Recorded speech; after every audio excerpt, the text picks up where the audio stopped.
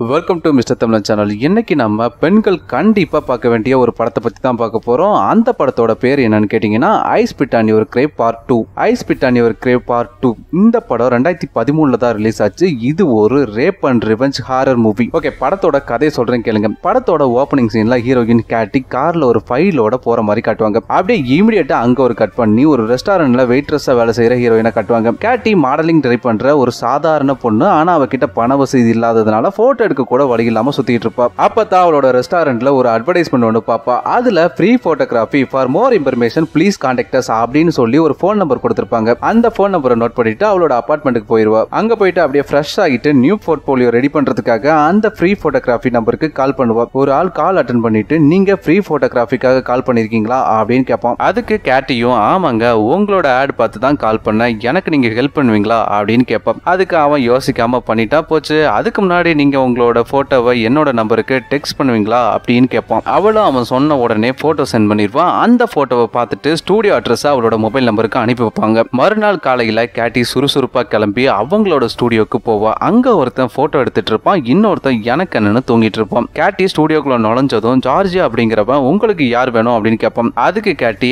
Ivan அப்படிங்கிறவங்கள பார்க்கணும் அப்படின்னு சொல்லுவா. உடனே ஜார்ஜி என்ன பண்ணுவான்னா போட்டோ எடுத்துக்கிட்டு இருந்த ஐவனை கூப்பிட்டு கேட்டி வந்திருக்காங்கன்னு சொல்லுவான். ஐவன் அவளோட பக்கத்துல வந்து ஒரு ட்ரெஸ்ஸை கொடுத்து இதை போட்டுட்டு வான்னு சொல்லுவான். அவளும் அந்த ட்ரெஸ்ஸை போட்டுட்டு வந்து போட்டோ ஷூட்டுக்கு நிப்பா. ஐவனும் சளைக்காம வளைச்சு போட்டோ எடுத்துட்டு இருப்பான். சார்ஜிக்கு கேட்டியை பார்த்த உடனே பிடிச்சு போயிடும். போட்டோ எடுத்துட்டே இருந்த ஐவன் கேட்டி பக்கத்துல வந்து உன்னோட ட்ரெஸ் எல்லாத்தையும் கலட்டிட்டு போட்டோ எடுக்கலாம்னு சொல்லுவோம். இதை கேட்டு கேட்டிக்கு சும்மா சுருன்னு கோவம் வந்து இதுக்கெல்லாம் நான் ஒத்துக்கவே மாட்டேன், வேற ஆளை பாருங்கடா மயிருங்களான்னு போயிருவா. மறுநாள் காலையில அவளோட அபார்ட்மெண்ட்டுக்கு சார்ஜி போவோம். போய் அவளோட போட்டோவை கொடுத்துட்டு அவகிட்ட மன்னிப்பும் கேட்பான். அதுக்கு கேட்டி சரி உன்னை மன்னிச்சிட்டேன் மூடிட்டு கிளம்புன்னு சொல்லி டோர் லாக் பண்ணிடுவா. அன்னைக்கு நைட்டு கேட்டி மறந்து போய் டோர் லாக் பண்ணாமலேயே தூங்கிடுவா. திடீர்னு ஞாபகம் வந்து முழிச்சு பார்த்தா அவளுக்கு முன்னாடி ஜார்ஜி உட்காந்து அவளை வீடியோ எடுத்துட்டு இருப்பான். அவனை பார்த்து பதறி போன கேட்டி என்ன பண்ணுவானா எலக்ட்ரோஷாக் கண்ணை வச்சு அவனை ஷூட் பண்ணிட்டு தப்பிச்சு வெளியே ஓட ட்ரை பண்ணுவான். ஆனா கேட்டியை வெளியவே ஓட விடாம புடிச்சு வச்சு கட்டி போட்டுருவான். அவளோட அலறல் சவுண்டு கேட்டு பக்கத்து வீட்டுக்கார அவளோட வீட்டுக்குள்ள வருவான். அந்த பக்கத்து வீட்டுக்காரனையும் ஜார்ஜி என்ன பண்ணுவானா சதக்குன்னு கத்தி வச்சு குத்தி கொலை பண்ணிடுவான்.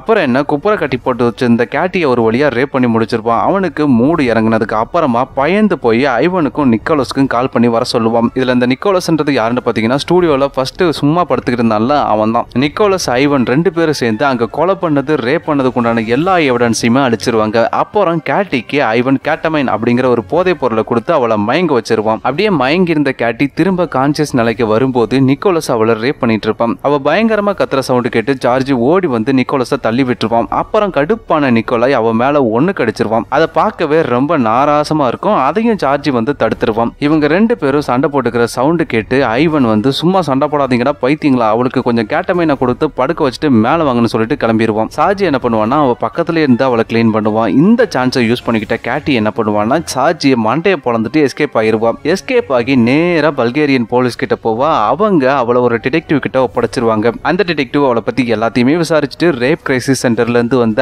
ஆனா அப்படிங்கிற ஒரு ஆன்டி கிட்ட அவளை ஒப்படைச்சிருவான். அந்த ஆன்டி யாருன்னு பாத்தீங்கன்னா நிக்கோலஸ் அண்ட் ஜார்ஜியோட ஆத்தாக்காரி. அவ கேட்டியை கூப்பிட்டுட்டு நேரா அவளோட வீட்டு பேஸ்மெண்ட்டுக்கே போயிருவா. அங்க போன கேட்டிக்கு செம ஷாக்கா இருக்கும். ஐவன் அவளுக்கு முன்னாடி வந்து சம்மடி அடிச்சு அவளை செயின்ல திருப்பி கட்டி போட்டுருவாங்க. அதோட மட்டும் இல்லாம அவங்களோட ஃபேமிலி ஃப்ரெண்டான வல்கோவ் அப்படிங்கிறவனை வர சொல்லி கேட்டிக்கு எலக்ட்ரோஷாக் கொடுக்க சொல்லுவாங்க. அந்த மூதேவி என்ன பண்ணுவான்னா கேட்டியோட பெண்ணுறுப்புக்குள்ளேயே எலக்ட்ரோஷாக் வச்சிருப்பான். அதுக்கப்புறம் அவளை ரத்தம் சொட்டுற அளவுக்கு ரேப் வேற பண்ணி கொடூரமா அந்த சீன் இருக்கும். ஐயோ. அப்புறம் மத்த 3 பேர் சேர்ந்து அவளுக்கு திரும்ப போத மருந்து ஏத்தி அவளை அம்மனை கட்டியாக்கி சம்மடி அடிச்சு ஒரு பெட்டிக்குள்ள வச்சு அடிச்சு தூக்கி ஒரு அண்டர் கிரவுண்ட்ல போட்டு புதைச்சிருவாங்க. ஆனா அதுக்கு கீழே ஒரு அண்டர் கிரவுண்ட் இருந்து அந்த பெட்டி அப்படியே கீழே விழுந்து கேட்டி வெளியே வந்து விழுந்துருவா. இது வரைக்கும் ஃபர்ஸ்ட் ஹாஃப் ஒரு வழியா முடிஞ்சது. அடுத்து செகண்ட் ஹாஃப். அம்மனமா பசியோட இருந்த கேட்டி அண்டர் கிரவுண்டுக்கு மேல ஒரு சர்ச் இருக்கும். அங்க இருக்க பொருள் எல்லாத்தையும் திருடும் போது அந்த சர்ச் ஃபாதர் கிட்ட மாட்டிக்குவா. அவளை பிடிச்ச ஃபாதர் அவளை திட்டாம அவளுக்கு தேவையான ட்ரெஸ் சோறு அப்புறம் அவளுக்கு ஒரு 5 லைன் கொடுப்பாரு. அந்த 5ல படிச்சுட்டு திரும்ப கொண்டு வந்து சர்ச்லயே கொடுத்துட்டு போயிருப்பான். அதை ஃபாதர் எடுத்து பார்ப்பாரு. அதுல சாப்டர் 32ல இருக்க ஒரு லைனை மார்க் பண்ணிட்டு போயிருப்பா. அது என்னன்னா வெஞ்சன்ஸ் இஸ் மைன் அப்படிங்கிற ஒரு லைனை மார்க் பண்ணிருப்பா. அப்போ அந்த ஃபாதருக்கு ஒரு விஷயம் புரிய வரும். அது என்னன்னா இவ எப்படியும் பழி வாங்க போறான், ஆனா எப்படி பழி வாங்க போறான்னு தெரியலன்னு சொல்லிட்டு அந்த டிடெக்டிவ் இருந்தால அவனுக்கு கால் பண்ணி அவர் வர சொல்லுவாரு. நெக்ஸ்ட் ஷாட் ஆனா வீட்டுல இருந்து கொஞ்சம் அமௌண்ட்லாம் திருடி வெப்பன்ஸ் அதுக்கப்புறம் தேவையான துணி எல்லாத்தையுமே வாங்கி வச்சுக்குவோம். அடுத்து என்ன ரேப் பண்ண ஒவ்வொருத்தரையா தூக்க வேண்டியதான். அந்த வேலையை தான் தரமா பாப்பா. ஃபர்ஸ்ட் சார்ஜி அவனை பின்னாடியே வர வச்சு அண்டர் கிரவுண்டு கூட்டு போய்